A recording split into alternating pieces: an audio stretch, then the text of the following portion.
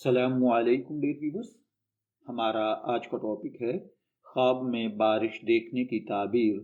ख्वाब में बारिश देखना अक्सर अल्लाह की रहमत, रिज़्क़ और खुशखबरी की इलामत समझा जाता है।